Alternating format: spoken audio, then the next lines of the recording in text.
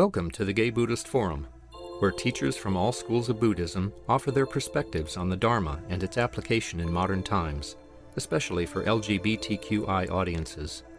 These talks are offered freely to the world and made possible by appreciative listeners. If you would like to support our efforts to share the Dharma with underserved audiences, please visit gaybuddhist.org. There you can donate, find a list of upcoming speakers, or enjoy many hundreds of these recorded talks dating back to 1996. Often we laugh at seemingly disparate things coming together in surprising ways as a relief from the stresses and vagaries of life. My favorite cartoonist is Roz Chast, and I have a lot of her books, and they're right on the shelf right next to Dogen Zenji. I attended a Shuso ceremony, special ceremony at the Berkeley Zen Center.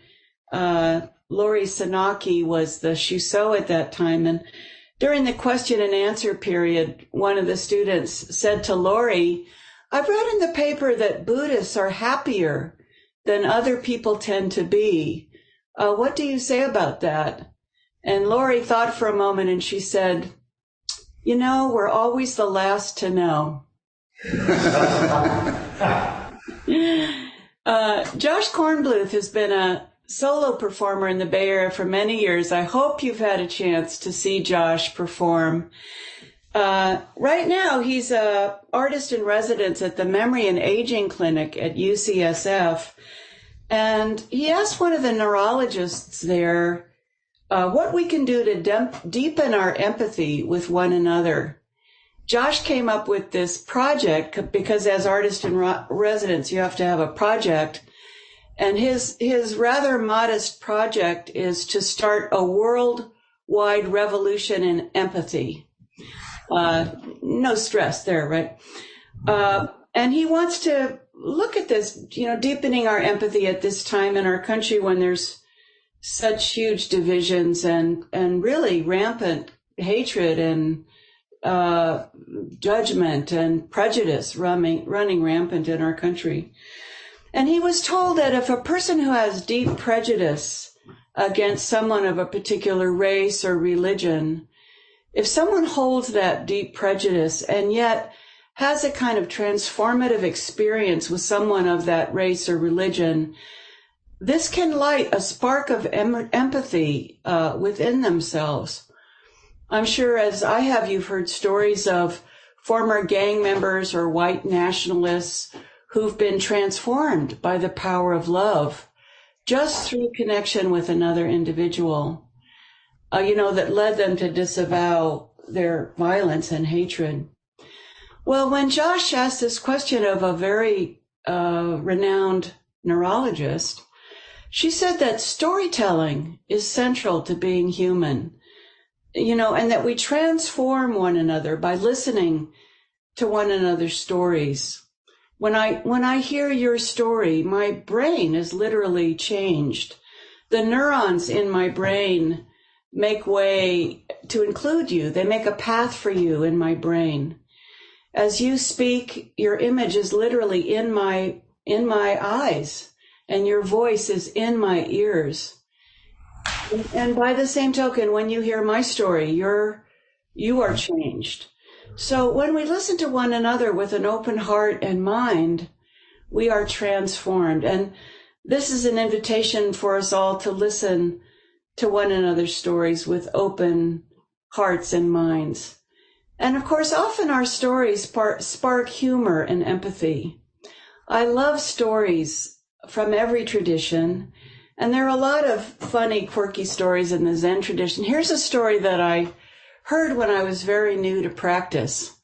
I didn't know quite what to make of the story at the time, but it's come up for me at different times in my life when I needed it.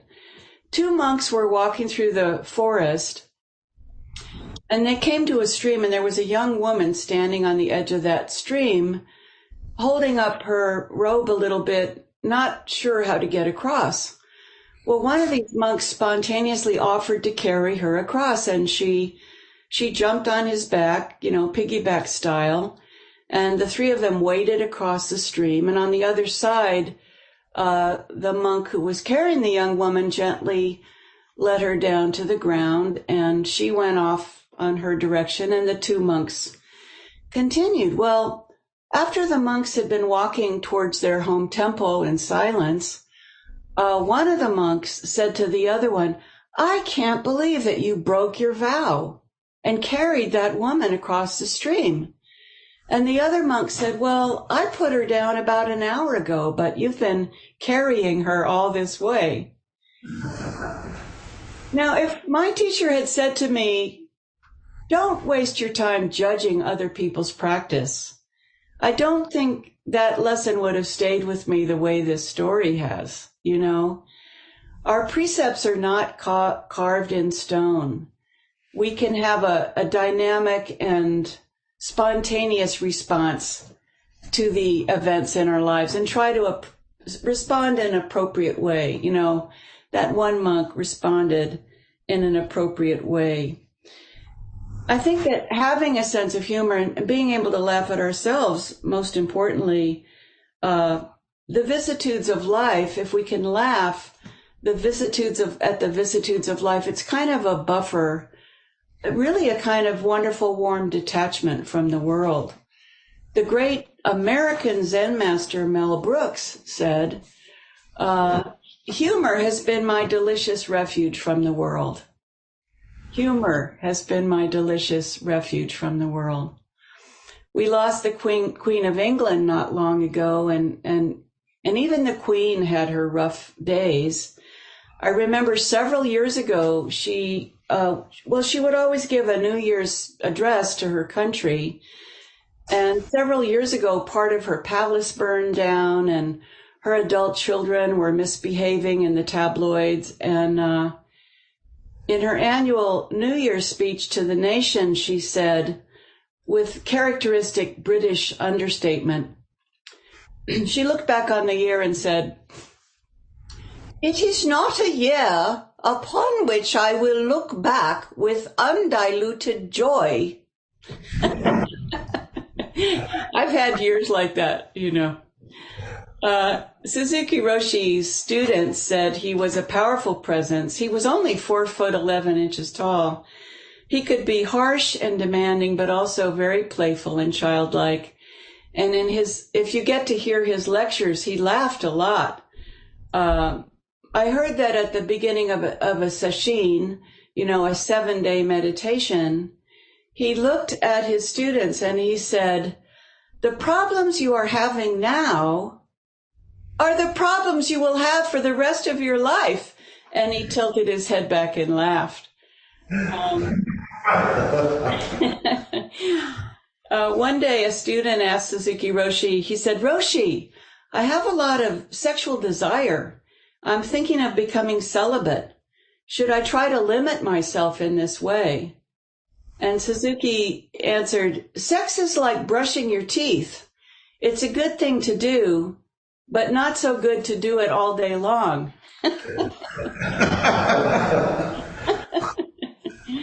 And Dogen Zenji himself might have had a pretty good sense of humor. He referred to life as one continuous mistake. So I want to share with you some things that, you know, this is not based so much on scientific research, but some things that come to my mind, some positive aspects of cultivating humor. One thing is that everything is changing, so we might as well laugh. One of our invitations to lighten up and have a sense of humor is that everything is constantly shifting and changing. Whatever we're upset about today may very well be completely different tomorrow. David Chadwick, a Zen priest at Zen Center and the author of Suzuki Roshi's wonderful biography, which is called Crooked Cucumber. That was Suzuki Roshi's nickname given to him by his teacher, Crooked Cucumber. David Chadwick asked Suzuki Roshi, he said, "If you could sum up Buddhism in one phrase, what would it be?" And Suzuki Roshi answered without hesitation, "Everything changes." Well, I would have to add, except Jason Bateman. I don't know if you've noticed, he never changes. Humor conveys our affection for and our connection with one another. Sometimes you meet someone and you immediately know through their sense of humor that you have an affinity. With old friends, we remember stories from the past that made us laugh. My daughter, Nova, who has a wonderful sense of humor, she and I have been through a lot together, and she's 42 years old now. She's a wonderful preschool teacher in Oakland. And I recently came across a Mother's Day card that Nova gave me a couple of years ago. On the front it said, "I got born, I grew up, I left home, I got a job, I'm not in prison." And on the inside it said, "What more could a mother want?"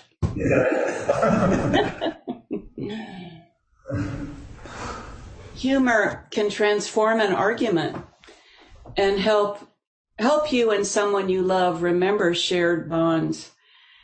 You know, sometimes we have a moment, and I think practice gives us this moment when we can pause and notice that we have a choice. We can be righteously indignant and get puffed up and angry, or we can find something in a situation to laugh at, you know, or a shared memory that can melt all animosity. I noticed in my 35 years of teaching third grade, I retired a couple of years ago, I noticed that one of my students would do something like, you know, they love to poke me with a finger to get my attention. I really hated that. And I would say, that is pet peeve number 1427. I treasure many shared moments I had with my third graders. I was out at Point Reyes not long ago, and this young woman walked up to me and she said, "Laura, I don't know if you remember me. I'm Anna. I was in your class." And I said, "Anna, not only do I remember you, I remember when you raised your hand and said, 'Laura, what happens after you die?' I forget."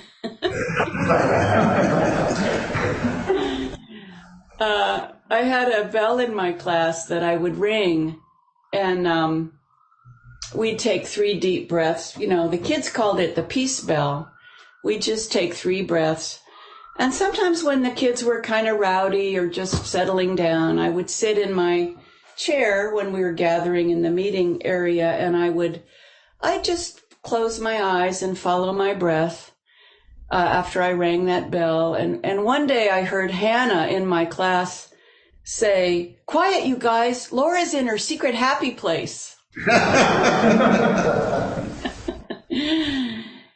Humor can point to a larger truth.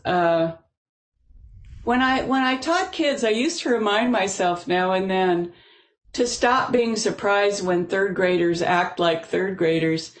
And that would also lead me to not be surprised when people act like people, you know. My friend James says, "People, they're not what they're cracked up to be." Sometimes things are so bad, all you can do is laugh. Around Day of the Dead, I would ask my students to remember a person or a pet who died. And often third graders by that time had a grandparent who died, or a lot of them had pets who died. And so we would go around the circle and share about our pets or our grandparents. And Chris told us this story one day. She said, "You know, I came home from soccer practice one day and all my pets had died." And I said, "Chris, what happened?" And she said, "Well, I like to let my hamster run around free in my bedroom. And one day my hamster got up on my bunk bed and fell or jumped down into my fishbowl. And my hamster drowned in the fishbowl and all my fish fell out and died on the floor." Well, you know, when she told us this story, we were just stunned, you know, and then one of the kids started to laugh a little bit. And then Chris started to laugh a little bit, and I laughed, and I said, "You know, We shouldn't feel bad about laughing about this, Chris. You know, I mean, sometimes things are just so bad, all you can do is laugh. And if they'd been a little bit older, I might have shared a wonderful quote by Samuel Beckett, who said, "When you're up to your neck in shit, there's nothing for it but to sing." What can you do sometimes? Humor is often based on making connections between seemingly unconnected things. Humor can take us by surprise. Maybe that's at the core of humor, you know. One day I was walking in the hallway behind a couple of my students, and I heard Talia, I don't know why they were talking about death, but Talia said to Tess, "Would you rather be buried or cremated?" And Tess said, "I don't know, surprise me." It's funny how I stopped teaching kids 2 years ago, but I'm still using their material. Self-deprecating humor has its place as well. We find humility when we don't take ourselves so seriously.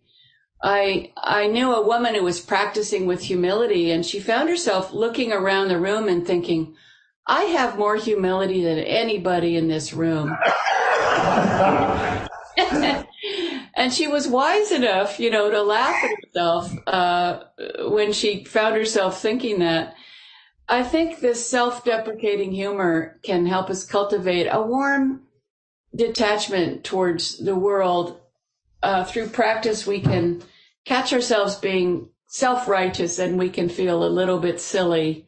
And maybe part of humility is having a sense of humor, even about our own shortcomings. You know, we can stop expecting ourselves to be perfect. And I think part of our practice is to, you know, we talk about right speech in Buddhism, and part of our practice is to notice and apprehend the way we talk to ourselves. We might have this ongoing negative, judgmental voice in our head that's trained on our every action, and chastising for ourselves for our mistakes. And I think we can transform this self-judgment into kind of a loving friend, a loving witness who will always be there for us even when we're not at our best. Another wonderful thing about humor, I'm sure you're aware of, is that it relieves stress. You know, studies show that humor has impressive health benefits because laughter, it releases endorphins and the bonding chemical oxytocin.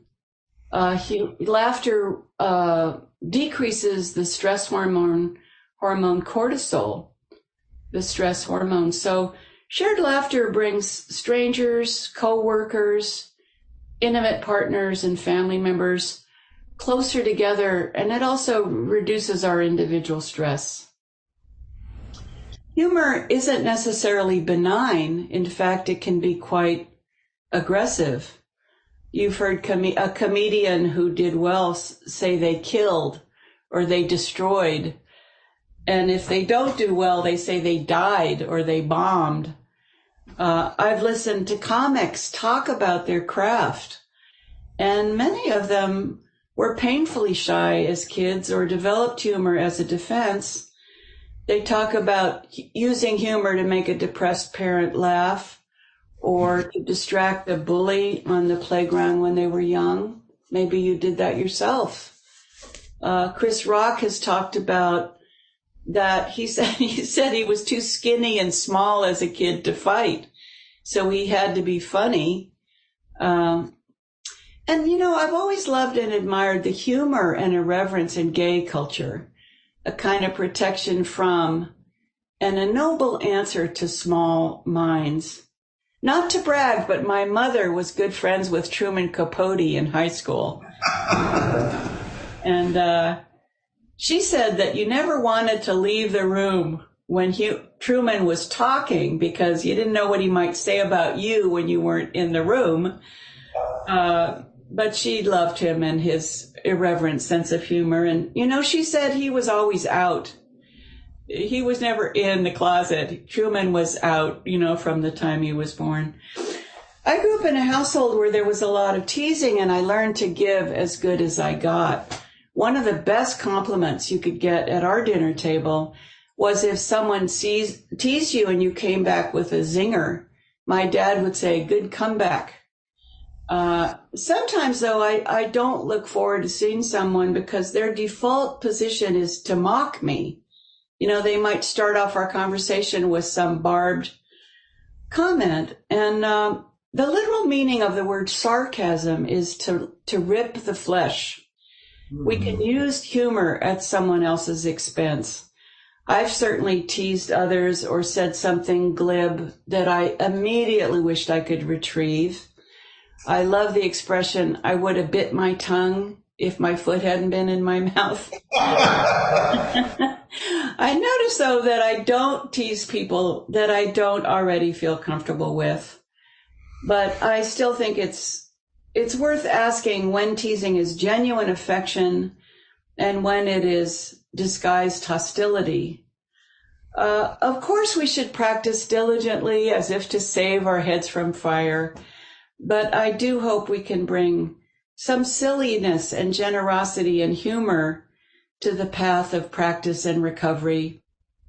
When my daughter Nova was a teenager, she walked through the living room one day. I had some of Pema Chodron's books spread out on the coffee table.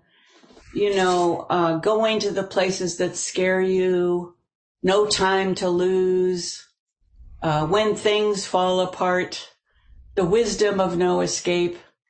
And Nova looked at those book covers and said, "Geez, what a drama queen."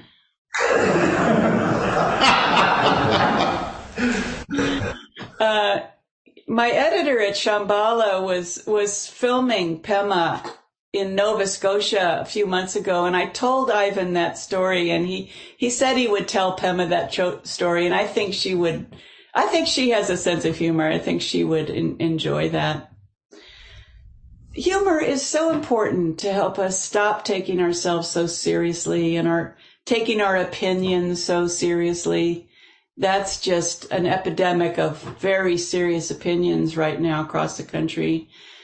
Again, this is a form of detachment, not a cold detachment or a cynical detachment, not a refusal to engage in the world, but a warm-hearted detachment that comes from the truth of recognizing the truth of impermanence, understanding that the difficulties we're experiencing, the dark time we're going through is just another part of the path and will pass away like everything else. This too shall pass. So let's remember the words of Tendo Nyojo. "I've given you my all, tossing it your way with a hearty laugh. I entrust it all to the spring wind, for there is nothing more I need to do." I'd like to ask you now just to assume your meditation posture. I'm going to ask you to sit quietly in your Zazen posture for pasture. That's good. Your Zazen posture for a few minutes. And just come back to your breath.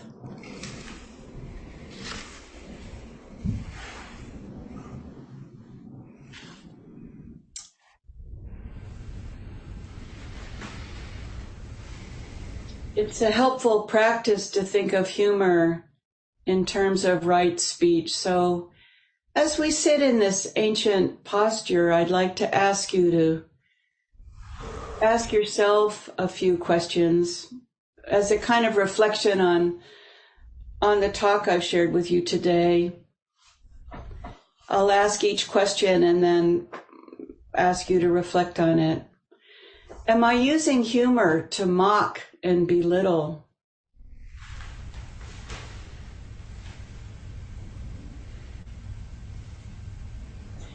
Am I using humor to keep people at a distance or to disguise my real feelings or who I really am?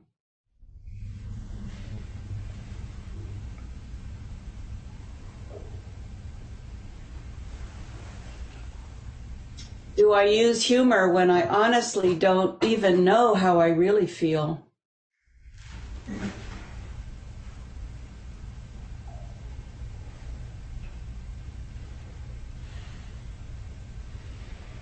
Do I use humor to connect joyfully with others?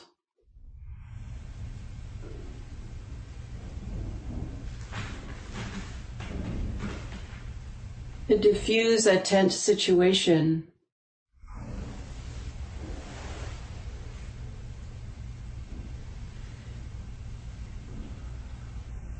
To relieve stress and make a connection?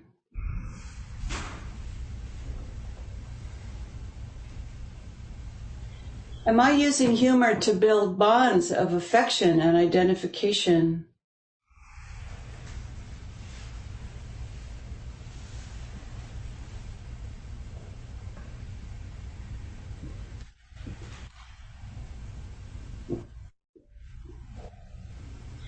Is humor a reflection of joy and love and delight at this crazy reality we find ourselves in? Or do I sometimes use it to shame and diminish?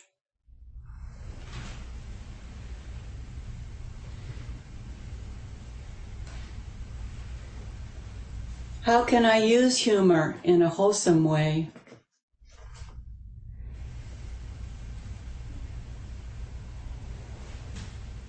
Can I find humor and at the same time avoid doing harm?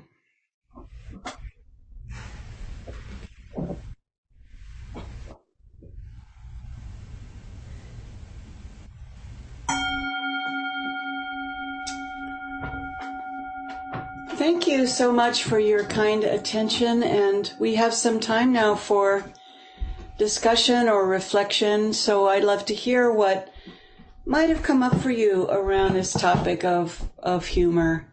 I'm going to ask Jim, though, to call on people, if you could, Jim, because I know there are people there who may like to raise their hand and contribute to the discussion. So the floor is open, whether you're at home on Zoom or in the room. Anyone got their hand up that I can't see? Speak up. Here, Jim. Okay. David.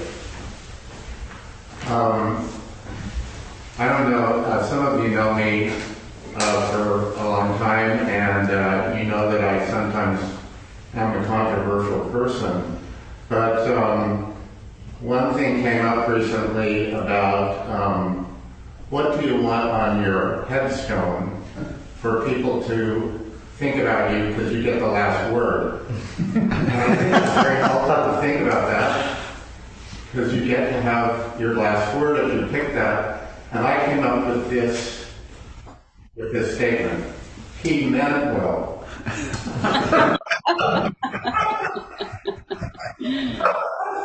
That's good.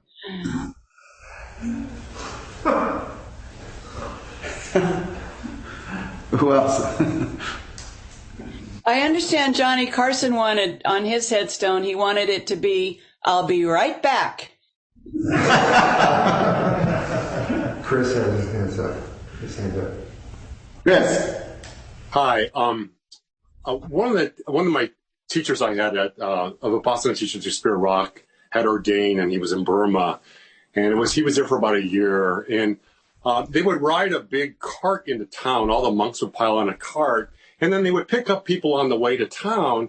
And at one point during one travel, a bunch of women got on that were townspeople, got on and sat behind them, and one leaned on his back.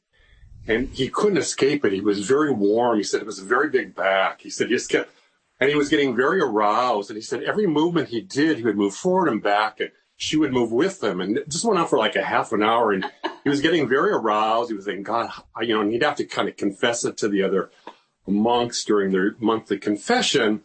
And after about a half an hour of this and a lot of sweating, the wind finally jumped off, and he turned around and realized it was a sack of potatoes that was leading him. I thought that was pretty good.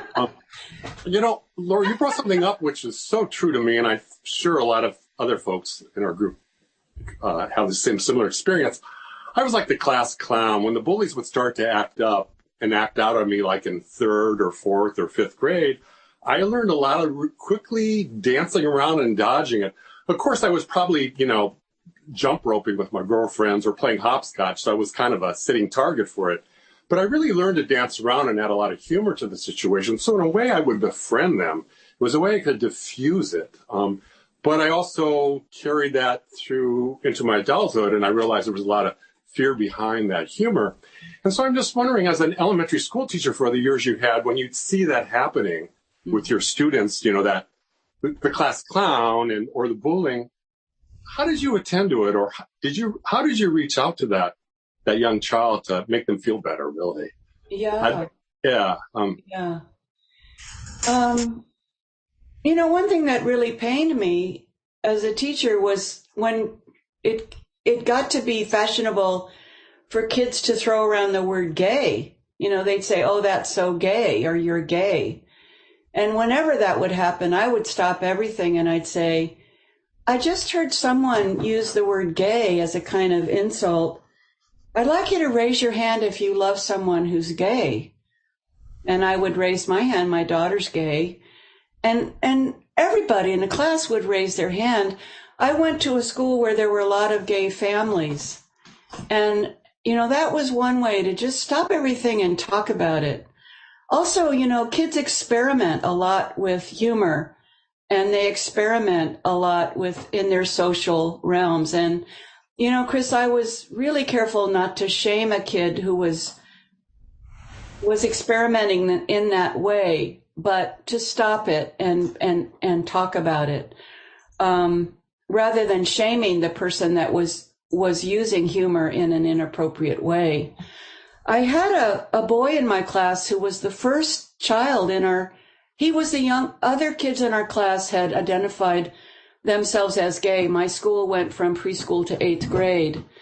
But Gordon identified himself when he was in 4th grade as gay. And when he was in 3rd grade, I took him aside, and I said, "Gordon, you're so emotional and so dramatic. And I was that way when I was young, and I loved theater. When I did community theater when I was your age, I took drama classes, was in a lot of plays in high school. And then I majored in drama in college. I always wanted to be an actress when I grew up. And you might find theater really a wonderful outlet for yourself. I always loved theater." And he looked at me and he said, "So Laura, what made you abandon your dreams?"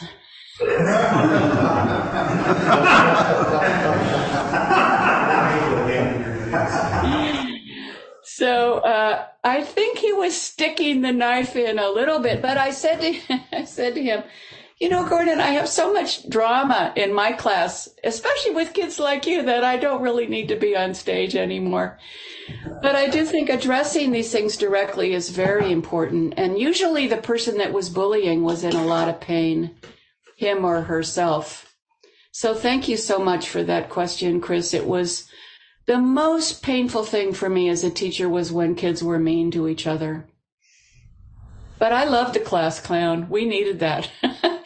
I bet your teacher loved you, Chris. Hi, Grisha. Hello, nice to see you. Thank you for your talk. And I just really appreciate the importance of humor. My family, I'm one of 6 kids, a big family, and everybody has a really kind of sick and fun sense of humor. We laughed a lot, and we would tease my mom because she had a great sense of humor, but she didn't it was too unladylike to be hysterical. And she was also very overweight, and she would start to jiggle and hold her belly and try to compose herself, and we would just make her laugh harder and harder. But I also learned at an early age how to diffuse really intense feelings with humor. Like my dad was a World War II veteran, a prisoner of war. He was in the Bataan Death March and later in Japan in a Japanese prison camp, and he used humor to diffuse all that trauma, and he ended up getting really ill with a war-related disease.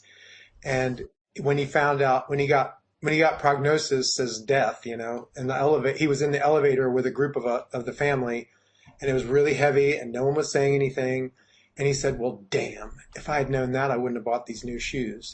So it was like that's an example of really early, like we can use humor to get through really intense stuff. And then just this morning, actually, the reason I'm not in person at GBF is I was waiting around for a FaceTime.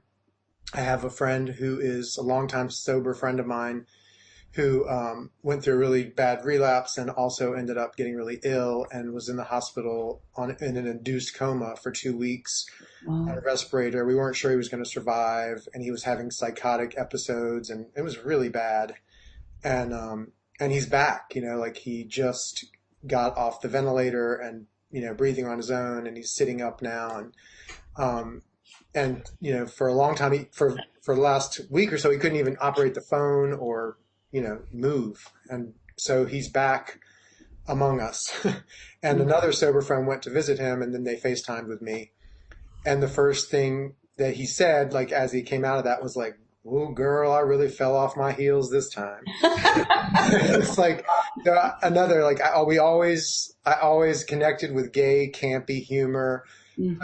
I feel like I have a complicated sense of humor. I've never watched Seinfeld or, I don't like that slapstick kind of stuff, but camp is there for me, and like absolutely fabulous when that series was out.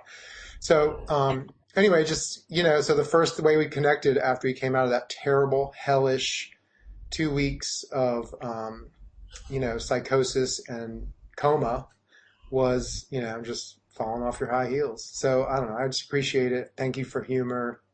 Thank you for making us laugh today. I've been in a kind of a period of malaise, and so it's just good to get a few giggles in. And as you know, I teach kindergarten, so we giggle a lot all day long. All you have to do is say poop or underwear, and it's hysterical. Tough crowd. Risha, tell us the name of your friend so we can hold him in our hearts. Matthew, yeah. Matthew. Thank you. Let's just take a moment to think of Matthew and send him healing energy.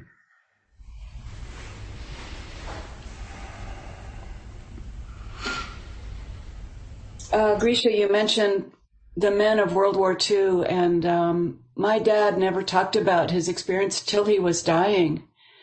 And I think of Josh Kornbluth's conversation with that neurologist that I think, I know that people who survived the Holocaust or World War II soldiers, one of the ways they coped with it was to not talk about it. And it would have been so much more helpful for them if they could have talked about it. I'm glad your father opened up at the end of his life. What a wonderful comment about his shoes. Actually, I forgot to mention briefly, he and his brother both enlisted at the same time. And they were both in separate prison camps, but they were working on a book, and the title was "We Almost Died Laughing," about their experience in the war, but they never finished it, sadly, and the tapes are kind of lost. And anyway, that's too bad. I would have liked to read that. Yeah.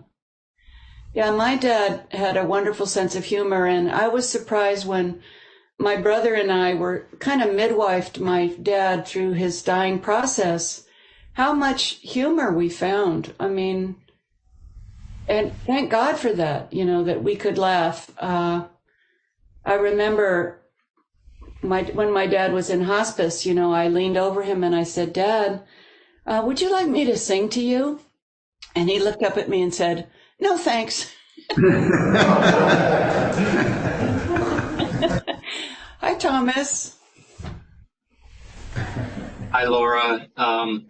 Thank you so much. I always enjoy your talks with the time you've spent with us. The meditation that you gave and some of the comments you just made about, in the meditation, you talked about the different ways in which we use humor, sort of recognizing those. And it made me realize that might be why humor is so welcome as a part of a eulogy. It not only breaks the tension and all that, but I think it, instead of just talking about somebody's accomplishments or something, is to sort of highlight the funny points in their life. And I think it sort of comforts people you know. Do you have any reflections on, using humor in dark times to sort of relieve that tension? Yeah, I'm glad you mentioned that, because I meant to say that in our Buddhist funerals, there's always a place for people to share something about the person who had died. And often it was something about, when someone is dying or they have died, the things about them that irritated you so much become so wonderful. You think of those little quirks with such affection. And there's always a place in a Buddhist funeral for people to share not just the wonderful virtues of that person, but their very human shortcomings or foibles. And there's a lot of laughter in Buddhist memorial services. And I think you're right. I think it's part of being human. I remember during one memorial service, a priest came into the room and shared the score of the Super Bowl that was going on at the same time during the memorial service, because the person who had died loved football. So there you go. Yeah, that's so important. Thank you for that, Thomas. I'll share the story that I told at my father's funeral. We were part of this Catholic congregation, and my parents insisted that we always sit up front, which embarrassed us kids to no end, And so we're there one day in the front row, and it's a hot summer day. There's this huge horsefly buzzing around the congregation, and you can tell where the horsefly is at any point because you see people waving and stuff like this, and it's making its way around. And the priest is up giving his sermon, and this thing lands on my dad's knee. And so he wads up this paperback little pamphlet. And before he goes to hit it, it comes up and it lands on his forehead. And so he doesn't miss a beat. He still keeps the thing folded, and he moves up very slowly, and he's holding this pamphlet, and he whacks himself in the forehead. And the priest is interrupted, and everybody stares at us. And, I just wanted to crawl underneath the pew. But that was one of those things, like, looking back at it, you just had to laugh, Absolutely. That's wonderful. It reminds me, my dad was very irreverent, and we were in the Episcopal Church at the time. We tried a lot of different religions, but my dad was sitting in the congregation, and the minister was giving the sermon, and suddenly my dad calls out, "Hey, Dick, there's a spider on your vestment." Oh, thanks, Terry. He brushed it off, Maybe I should have started our discussion with, heard any good jokes lately? Here's a good joke I'm going to end with. Well, this old fellow was at the Giants game, sitting in a really good seat, and there was an empty seat next to him. Well, there was this younger man up in the stands, and he saw this empty seat, and he had two thoughts. He thought, well, maybe that seat's available, and also I could provide some company to that old fella down there. So he goes down and he says to the older man, "Excuse me, but is this seat available?" And the old guy says, "Yeah, please have a seat. That's great." And the younger man said, "I'm surprised this seat is empty." And the older man turned to him and said, "It's a sad thing, but my wife died recently, and she used to always accompany me to these games. And so I'm so glad you came down here to keep me company, because I'm remembering her so fondly, because we were always together at these Giants games." And the young man said, "Well, wasn't there someone from your family or one of your friends who could come with you today?" And the older guy goes, "Well, yeah, but they're all at the funeral."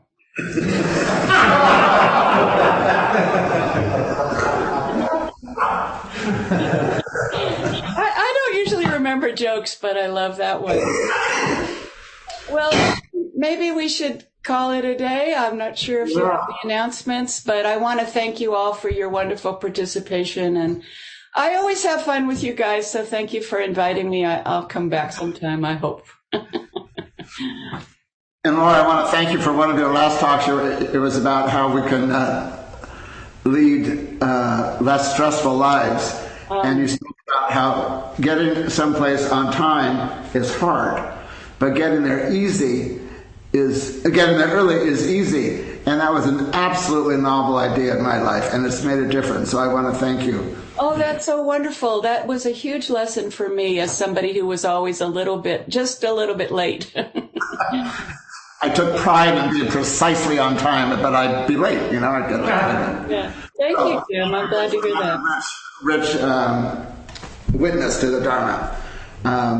Okay, now, do we have any announcements? We have a host, Jerry. Yes, I'm your host today. There's hot water for tea, and there's some cookies. When you're finished with your cup, you can put it in the sink and wash it, or put it in the dishwasher, actually. Some people gather at 12:30 to go to lunch. You're welcome to join everyone. I'll be coming around the Dharma Bowl, and suggested amount is $10 to $20. People on Zoom, if you want to give money, you can go to our website and to the donate page, and you can give through PayPal, or you can write a check and send it to us. Let's see. Anything else? Anyone else? Okay, our speaker next week is Sean Felt Oaks. He is a queer Puerto Rican English ancestry on unceded Pomo land in Northern California. Teaches Buddhism and somatic practice, focusing on the integration of meditation, trauma, resolution, and social justice. He received teaching authorization from Jack Kornfield and wrote his dissertation on extraordinary states in Buddhist meditation and experimental dance. He teaches with Spirit Rock Meditation Center, East Bay Meditation Center, Insight Timer, and elsewhere. So we'll look forward to seeing him. Jim, would you say his name again, please? Sean Feit Oaks, F-E-I-T. Okay, anyone else? Well, you all have a good week. Let's gather for our thing. Dedication of merit.